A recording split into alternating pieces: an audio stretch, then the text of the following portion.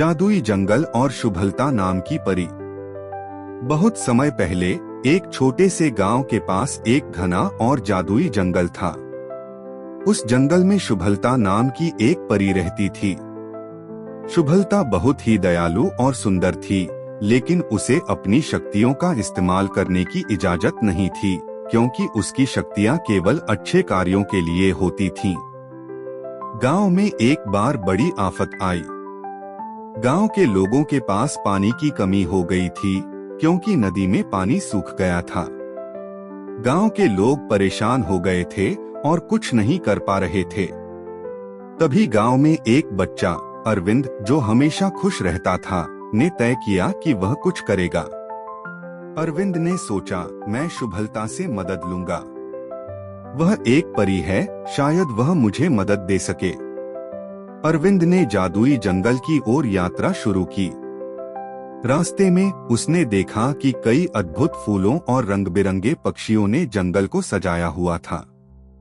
वह डरते हुए लेकिन साहसिक रूप से जंगल में गहराई तक गया।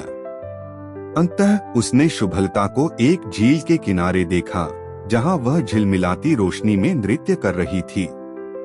अरविंद ने नम्रता से कहा, मुझे आपके मदद की जरूरत है। गांव में पानी की कमी हो गई है और हम सब परेशान हैं। क्या आप हमारी मदद कर सकती हैं? शुभलता मुस्कुराई और बोली, अरविंद, मैं तुम्हारी मदद जरूर करूंगी, लेकिन तुम्हें मुझे अपनी इच्छा पूरी करने से पहले एक छोटा सा काम करना होगा। क्या काम है? अरविंद ने उत्सुकता से पूछा। शुभलता ने बताया, तुम्हें इस जादुई झील के पानी में एक सुनहरी मछली को पकड़ना होगा।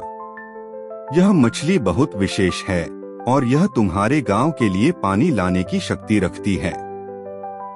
अरविंद ने बिना डर के झील में छलांग लगाई और घंटों तक खोजता रहा।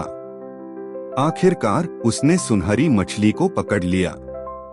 जैसे ही उसने मछली को बाहर निकाला, मछली बोली, धन्यवाद मेरे प्यारे बच्चे।